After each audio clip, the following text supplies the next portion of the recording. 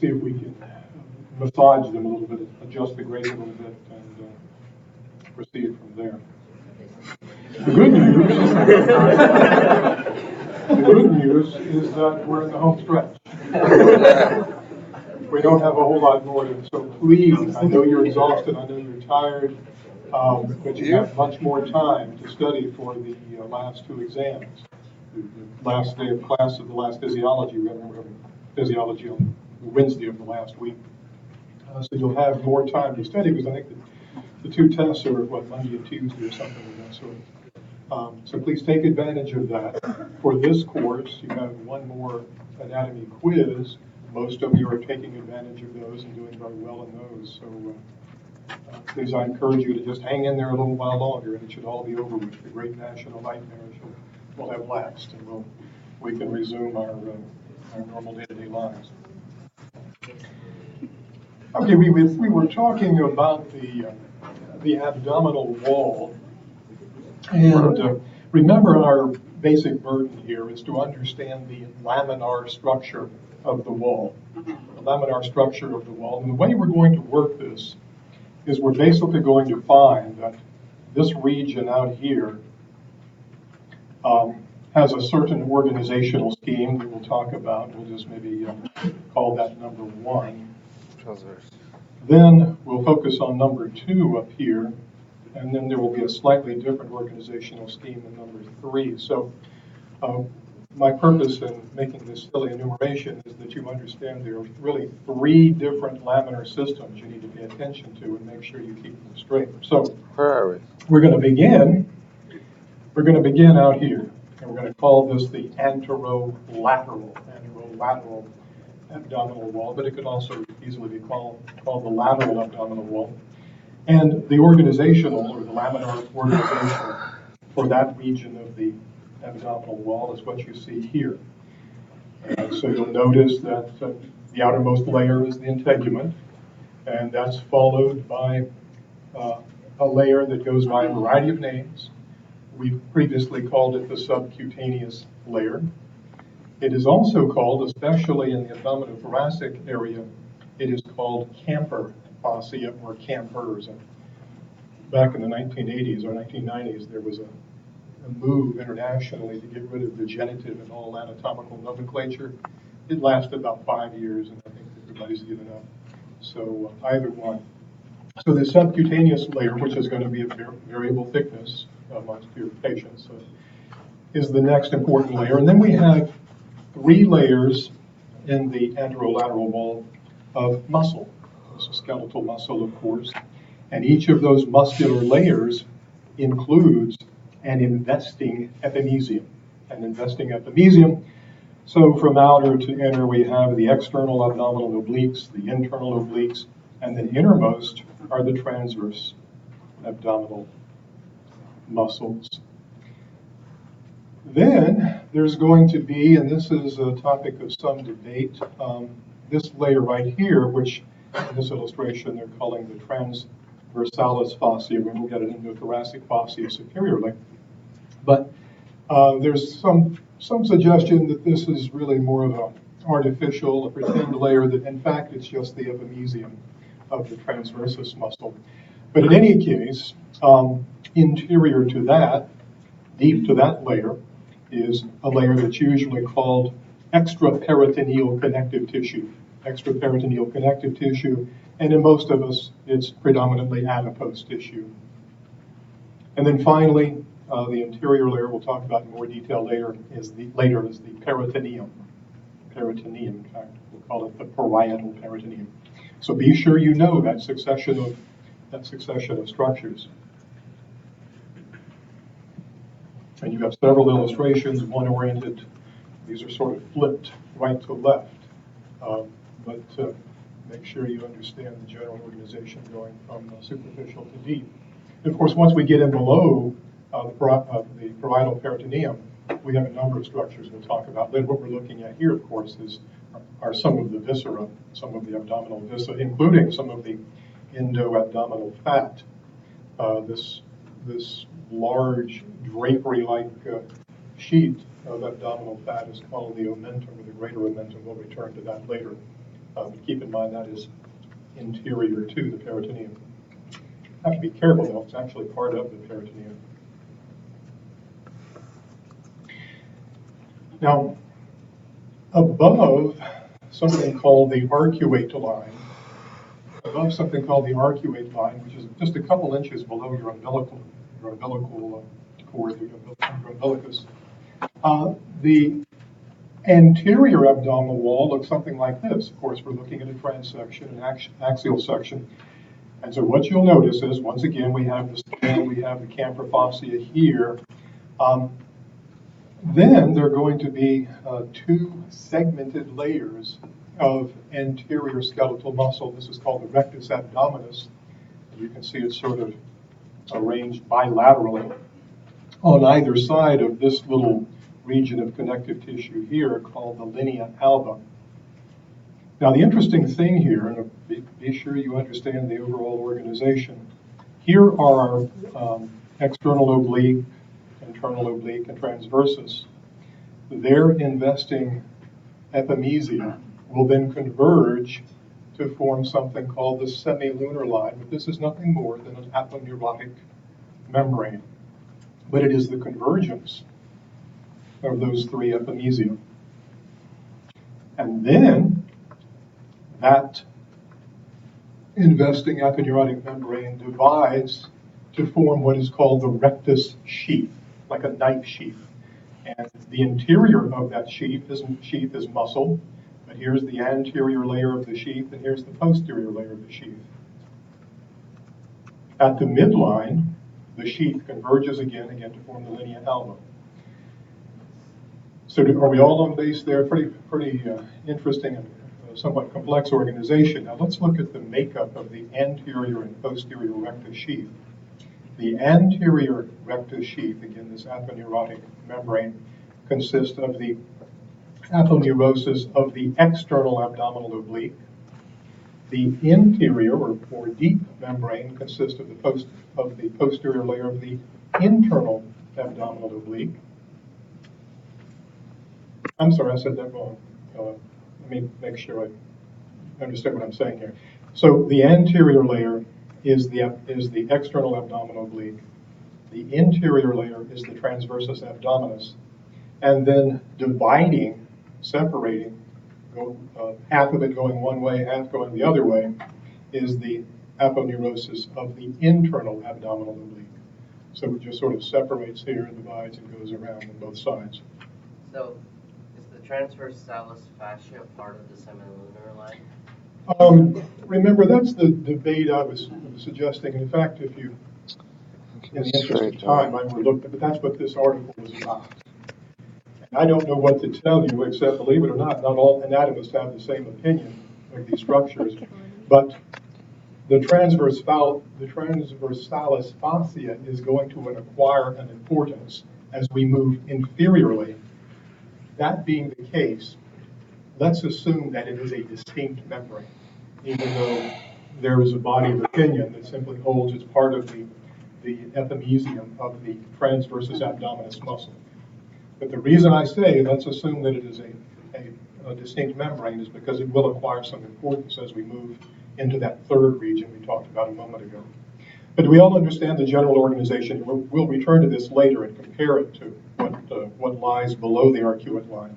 But at the very least, have some appreciation of this anterior wall.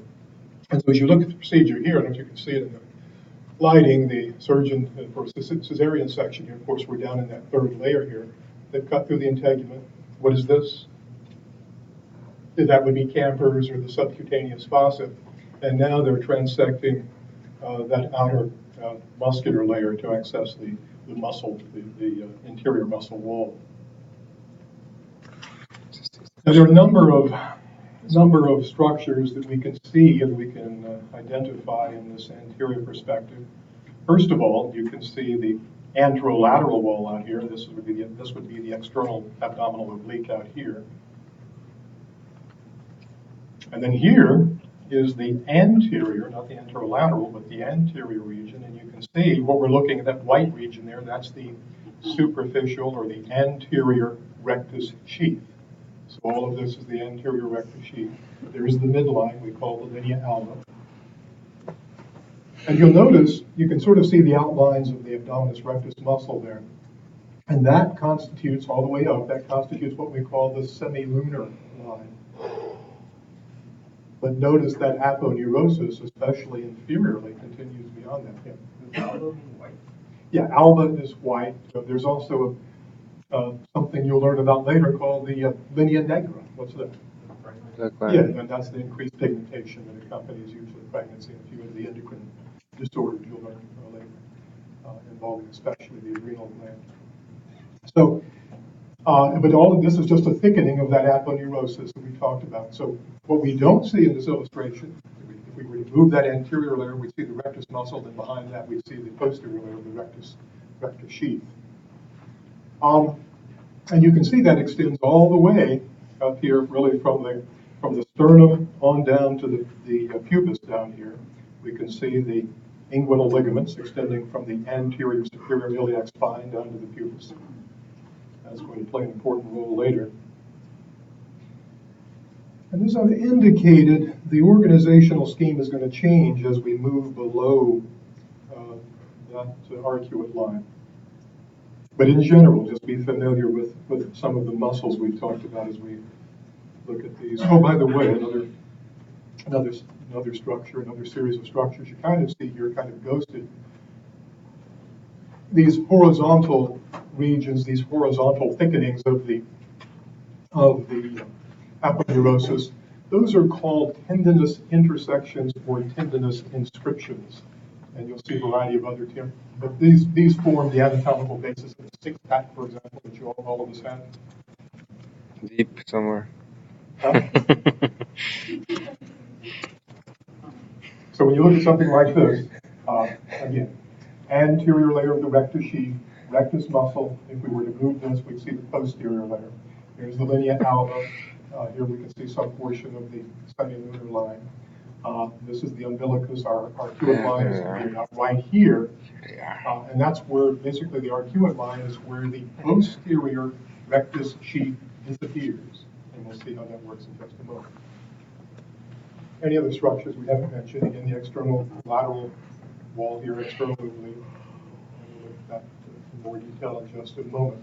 One thing you begin to see in this picture, we have a better illustration of this in just a moment, but notice the orientation of the fibers in the external oblique.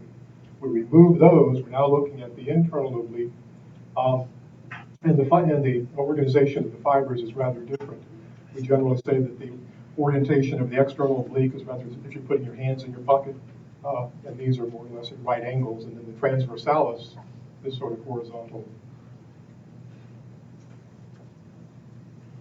One thing we see here, we probably won't see very much of later, so I'll mention it now, is this little muscle. Probably 1 in 5 of you do not have this. It's called pyramidalus. It sort of complicates our understanding of the inguinal region, which is going to be quite complicated anyway. It seems to be vestigial. It's not very important, but it is. It has this pyramidal appearance, pyramidal organization, and is superficial to the transversalis. So here you can see the orientation of the fibers, external oblique and the internal oblique, more or less at right angles to each other.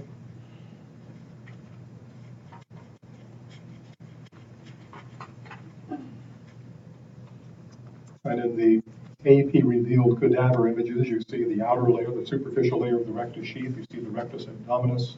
You see the tendinous intersections here. And about that level is where we're going to encounter this magical arcuate line that I keep talking about, where the organization of the abdominal wall changes somewhat. And then the transversus abdominis chiefly as fibers organized horizontally.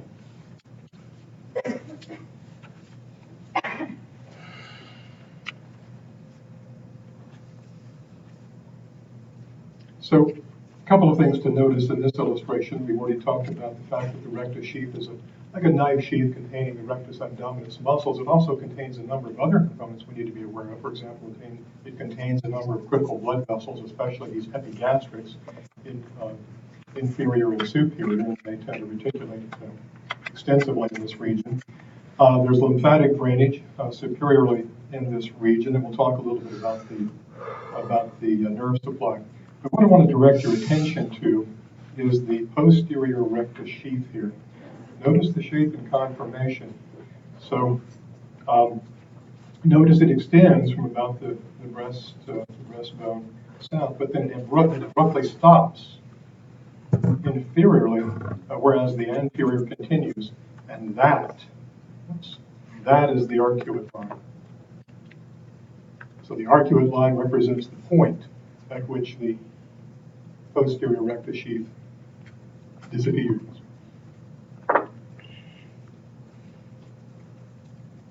Seems like there was something else I wanted to point out there. I can't remember what it was. All right. So now we're looking at a sagittal section of the anterior abdominal wall, and we've already noted a few of the important features.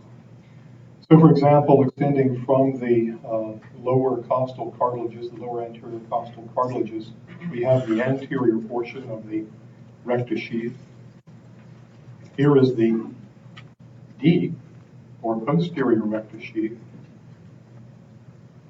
And there is your arcuate line right there where the two merge together, more or less where the two merge together. And so what you'll notice, what happens then to the posterior rectus sheath, it sort of converges anteriorly with the anterior, and they both sort of continue south, and we'll come back to that a little later. The other thing that you should pay attention to in this illustration, we talked about the fact that that rectus sheath contains some critical arteries. There's some anatomical simplifications here. But notice that the superior epigastric originates with the thoracic artery. Here it shows the internal thoracic, and that's fine. But that's what this is. This is the superior epigastric. And then inferiorly, emanating from the external iliac, passing through that arcuate line into the rectus sheath, is the inferior epigastric. And as you can see, they anastomose extensively.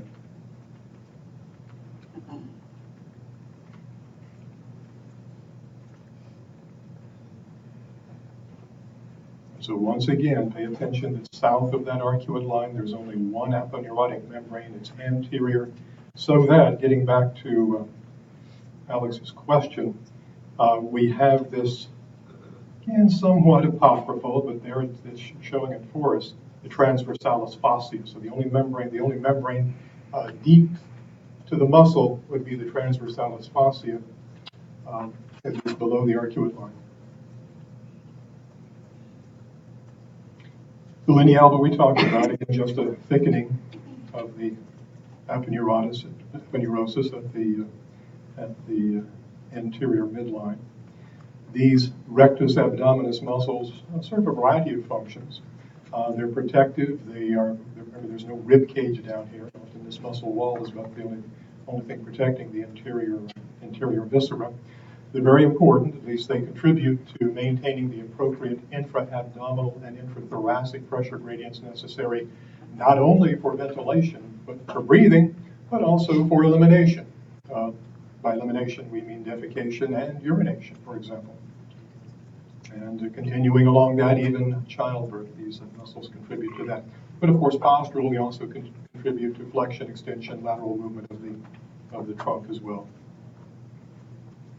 And there you can see some famous six-packs, which I believe Bartek is believing you can surpass. Sam, is that what you're saying? Yeah. I'm almost there. All right, so we're looking at the anterior wall again. You should be able to recognize, for example, the exterior rectus sheath. You can see the external oblique over here. Recognize the sequence of fibers. You see the semilunar line. What we're looking at over here on the right, you should also be able to recognize, because we've talked about these before, the medial and lateral cutaneous components of the intercostal nerves. All right. And then inferiorly, they continue as the subcostal. You see the subcostal here. There's a branch superiorly. And then there's the iliohypogastric and the ilioinguinal. The iliohypogastric sort of runs inferior to the subcostal, and then the ilioinguinal actually sort of, at least a branch of it, runs along the spermatic cord we'll talk about later.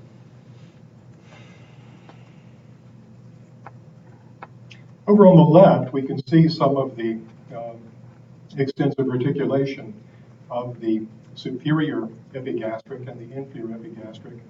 And you can see, as this illustration shows, not only is there not only is there anastomosis between the superior and inferior circulation, but there's also a connection between the internal and the lateral thoracic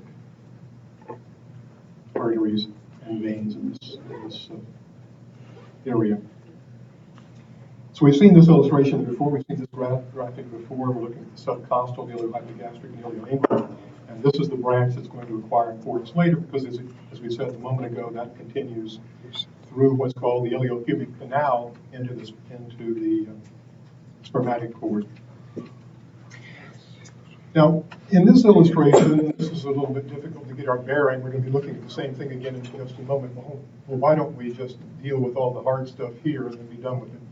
So we're looking at the anterior wall of the abdominal cavity from the back. All right, so we've eliminated all the viscera, we've just scraped out everything, and now we're just looking at the anterior abdominal wall from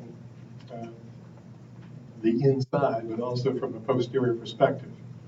Now this gray membrane, this gray or silvery membrane that you see lining the anterior wall from the back here is the peritoneum. We'll talk more about the peritoneum later, but it's just sort of this very, very delicate curtain that lines the wall of the abdominal cavity. There are portions of the abdominal wall in which the peritoneum folds over exterior structures, such as blood vessels, such as the epigastrics that you see here.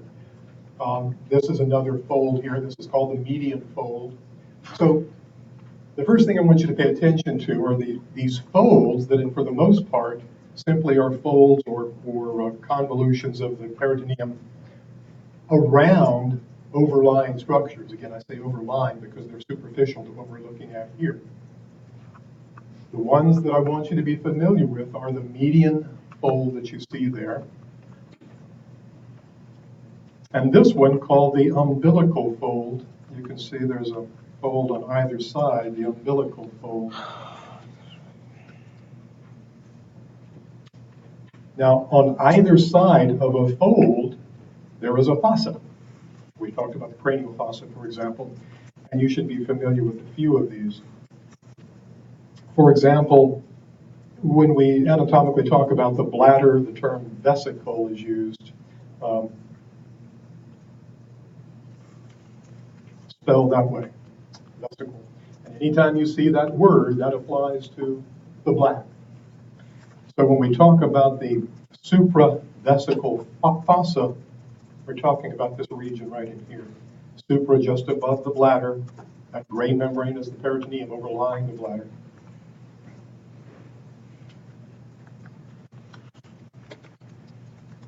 And then all of this is called the inguinal fossa. Inguinal fossa. And there's a lateral and medial inguinal fossa, all relative to that fold under which, I guess the proper term is over which, since we're approaching this from the front, over which the epigastrics run. So again, all of this is inguinal fossa. This is the supravesical fossa. But in both cases, these are just depressions in the peritoneum. I say depressions, looking at it from the posterior perspective, around overlying structures. And you have several illustrations of the epigastric. In an illustration or in a figure like this, I would not ask you to pick out the superficial epigastric vein and artery, but I just want you to be aware. Primarily, I can't ask you to do that because there's so much individual variability. It's like these are almost like fingerprints or almost like retinal patterns. which, by the way, the new Windows 10 is supposed to be able to recognize and authorize your use of their computer. If anybody's excited about that, you look in your camera and it tells you who you are, and you're good to go. But in any case, these, aside from their origin, both superior and inferior have very diverse brachiating patterns. But remember, these epigastrics extend through the rectus sheath. And we've already indicated that the superior and inferior communicate. What I've done instead, and this is what I would direct your attention to for study purposes. Oh, yeah? What I want you to know is I want you to be able to recognize the origin of the superior epigastric and inferior epigastric. Notice that the superior originates with the internal thoracic, the inferior with the external iliac. And then that superficial that we were just looking at originates with the femoral artery.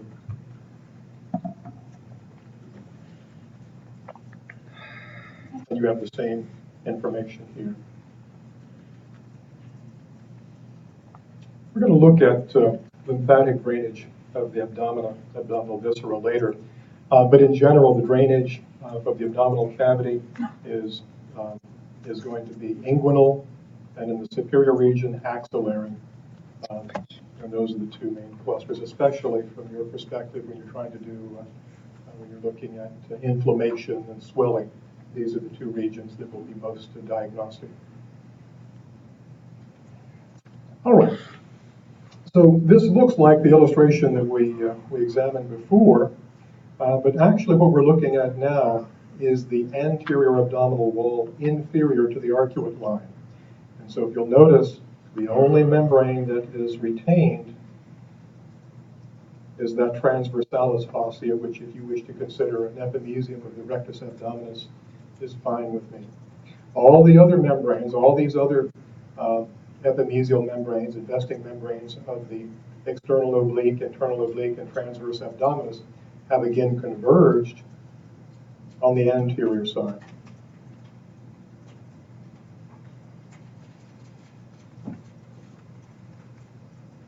So we looked at this before, and once again, oh, there's one other thing though I want you to pay attention because I forgot to mention this. Good thing this came up again. Notice superiorly, this fold is so prominent that it actually invades the interior hollows of the abdominal cavity. And so what we're looking at up here is something called, we can see it's called the round ligament of the liver. But this is the interesting part I want you to pay attention to because we're going to look at this later. When you look at the liver, whenever we look at a picture of liver, you see the right lobe and the left lobe, right? What's separating the two? Anybody recall? Isn't there a little tongue or something hanging out separating the two? That's it. It's called the falciform ligament. But that's all it is right there. What I want you to appreciate is it's nothing more than a peritoneal fold. And of course, we've used the term ligament to describe several structures already. We've talked about the ligaments in the musculoskeletal system. We're not done with ligaments. We're going to be talking about ligaments in the reproductive system. Actually, the reproductive anatomy we've already talked about. We talked about the suspensory ligaments, for example, of the ovary and so on. But in all cases, they are just folds of the peritoneum. So this is a little difficult to conceptualize in 3 dimensions, and so please sort of take a mental snapshot here when we come back and talk about these abdominal viscera. Understand that sitting in there is the liver. The liver is going to be positioned on either side of that falciform ligament. That partition sort of separates anteriorly a portion of the liver, and then on either side you're going to see the lobes of the liver on either side of that fold. So here we're looking at again, these illustrations are a little bit hard to parse unless you get your perspective. We're looking at the abdominal wall from the posterior side, and this is where the posterior rectus sheath stops. And what do we call that? Yeah, that's the arcuate line. So we're looking at the arcuate line there. Here's the linea alba, here's the rectus abdominis here. And then we actually even see some of these inferior epigastric muscles or arteries passing up through that arcuate line. And here you can see the two together. So at this point, if you were shown an illustration such as this, you should be able to recognize which of these is inferior to the arcuate line, which is superior. You should be able, if I were to remove the labels in an illustration like this, you should be able to tell me what this yellow structure is, for example, and what color is that? Purple.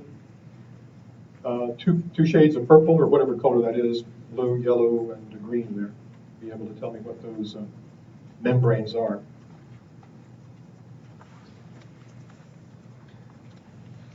In the surface anatomy, so for example, when we talked about the thorax, we talked about this region. What is that?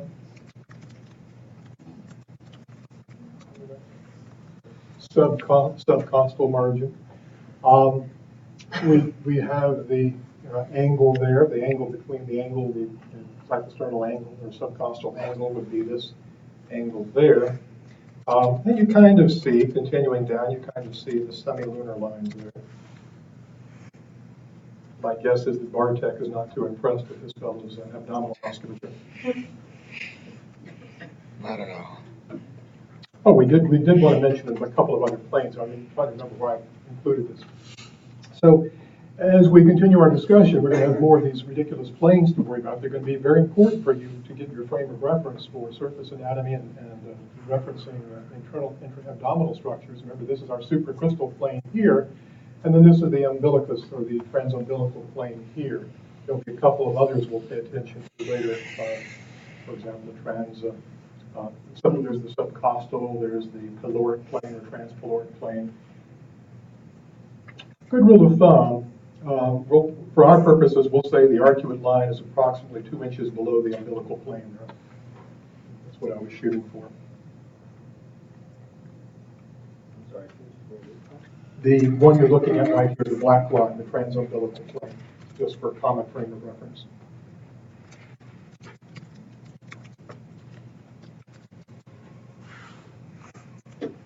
Now, that supracrystal plane, which would be there approximately, if I could draw a straight line, is about the point at which the aorta divides into the iliacs that you see there. So that's another useful thing about it.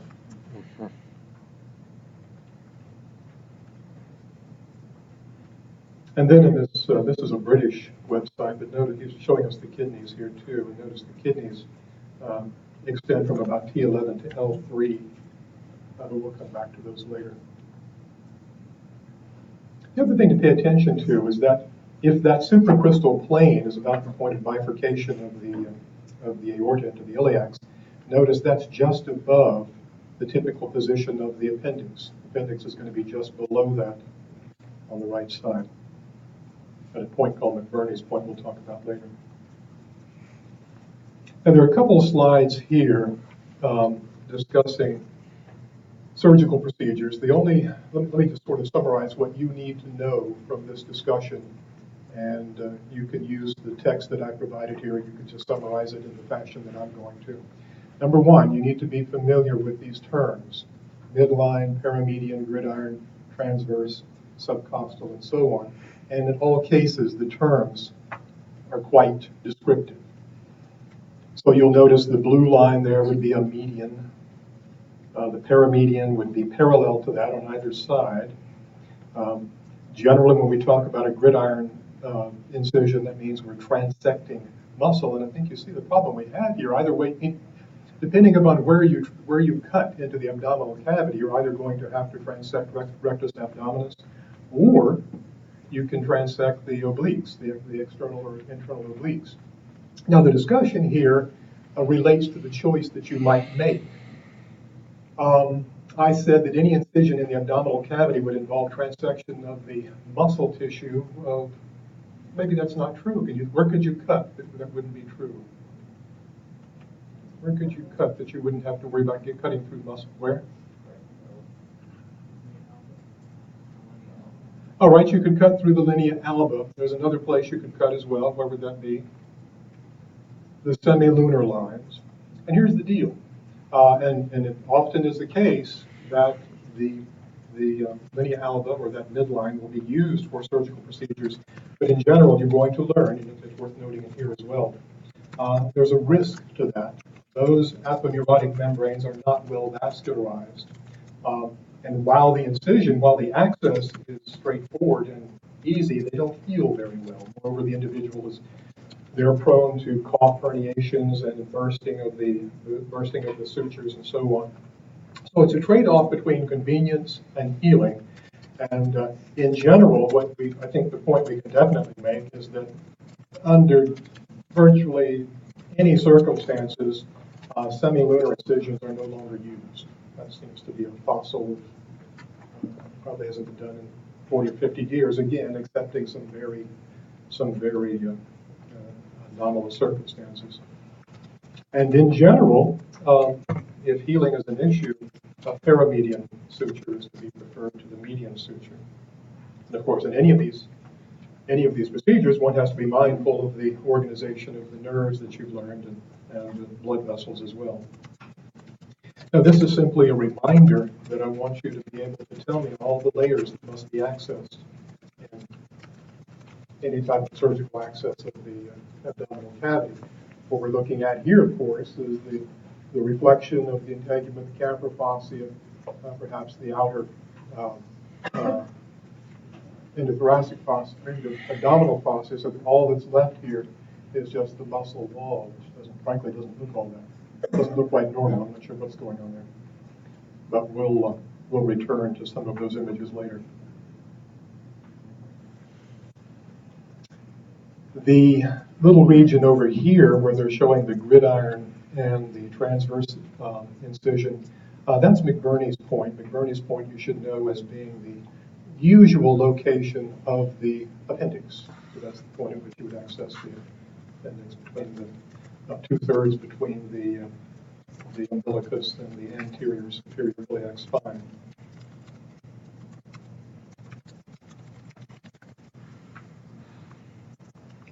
Now, I've indicated that midline incisions aren't ideal.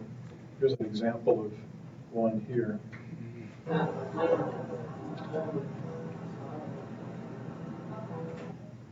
So you can see that this was, I think, for a procedure involving the colon rupture.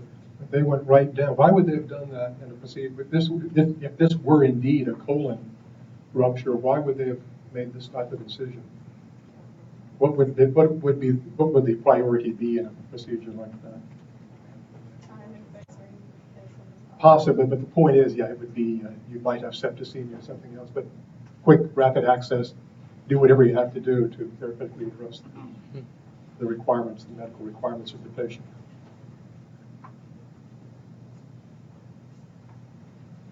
Now this one, so you may, again, if you had lunch, you may want to avert your eyes. Okay, well then, that's going to be Apparently this individual was in a motorcycle accident. And I guess there was such extensive damage to the anterior abdominal wall that extensive grafting and healing and scarring. But apparently what happened is that the abdominal wall was reflected back on both sides. I think this apparently was pursuant to allowing some of this tissue that you're going to look at to grow, to proliferate, and that will be used to fortify the wall once it's complete. But the interesting thing here, so again, what they've done here, they folded back. Actually, I think he talks here, so let me turn the audio. Those are my intestines. Oops.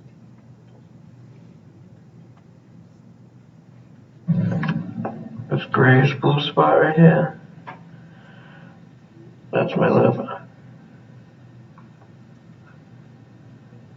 My belly button over there. It's been moved back. I'm sliced all the way up.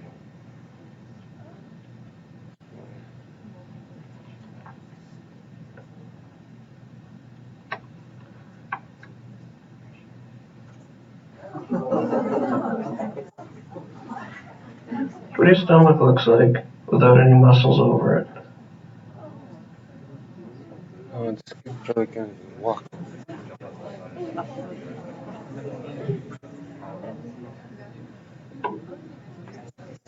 And you can actually Some see, think it's gross. I think it's fascinating. you That's can good actually you get did. peristalsis of the intestine. Yeah.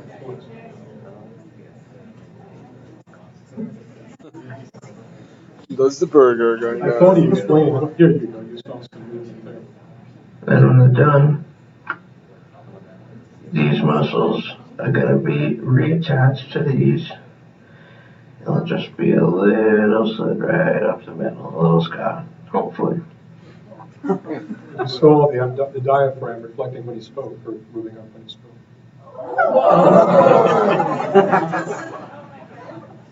All right.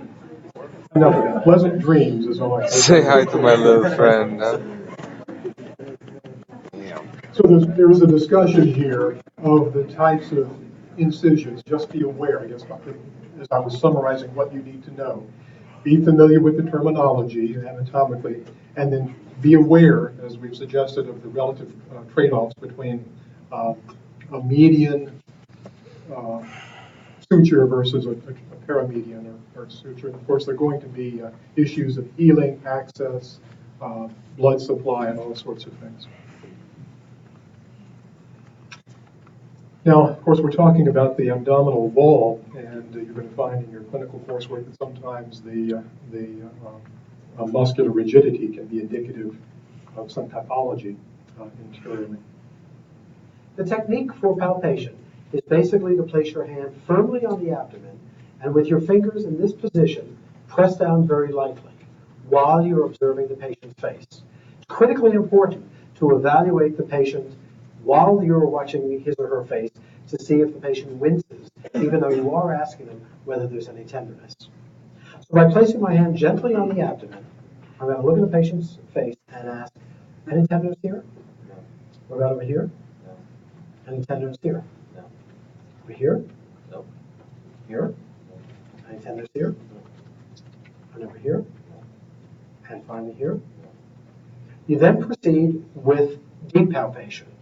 Deep palpation uses one hand applied to the skin and the other hand firmly presses down and provides the pressure. The hand at the bottom is the hand which is palpating for masses. The hand at the top is the hand that is pressing down and using the pressure to push the lower hand down. And you use a rolling motion, again looking at the patient's face. You've already ascertained that there is no tenderness present in Mr. Johnson's case, but you then use a rolling motion as you roll Looking over for something deeper. the descending colon. And you can ask, are you having any tenderness? Coming over here across the transverse colon, any tenderness? What about over here? I know this may feel a little uncomfortable, but if there's any pain, please let me know. Any tenderness here? No. As you're rolling over now, the ascending colon, and finally down toward where So you need to know where the exists. abdominal structures are to palpate. After you've done that, we want to go on to special palpation. Special palpation is done of the liver and of the spleen. And there are several techniques which one can use. We can start low in the So abdomen. you get the idea, And- but it's very important to understand the basic anatomy of the abdominal wall in order to perform a proper anterior abdominal palpation. All right, we've made it all the way down to the inguinal region, and this is a region that's just profoundly vexing for all of us. This is a lot of fascial membranes, and the membranes don't continue in straight lines. They insist upon curving and reflecting in all different directions. So we want to talk a little bit about this inguinal region. It's important in males because this is the most common site of herniation in some of the ligaments that support the female reproductive anatomy also extend from the inguinal wall. So what we're looking at here, we've already talked about the inguinal ligament. That's the structure here that continues, that extends from the anterior superior iliac spine down to the pubis. What we're looking at here is something called the iliac or the inguinal canal. So this is the inguinal canal, and in the male, this is the canal that through which the initial spermatic structures appears. The spermatic cord is going to descend from either side of that canal. sort of getting our bearing here, you can see the femoral vasculature. We're focusing on this region right in here in respect to the inguinal ligament.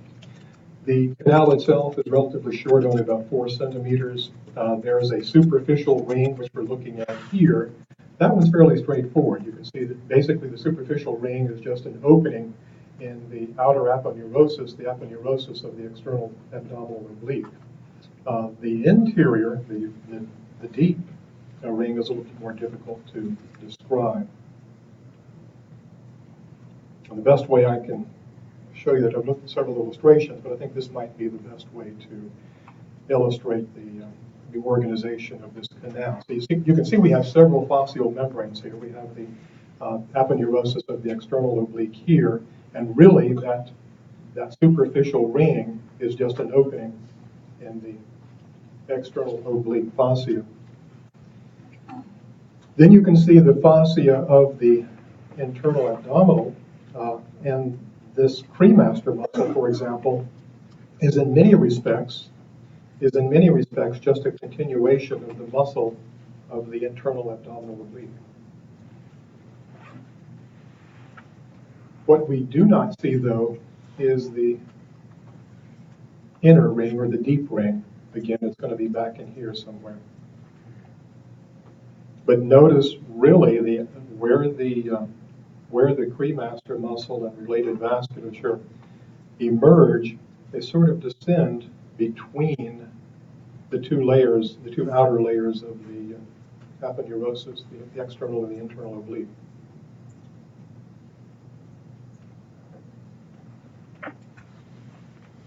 So this is what we were just looking at here. This is the superficial ring. And back here is the deep ring. And the way that's usually, and I think for our purposes, we'll just say that is an opening. It's actually what is called an exvagination, but it's really an opening in the transversalis fascia. And you can see that gives rise, for example, to the structures that eventually will proceed through the inguinal canal.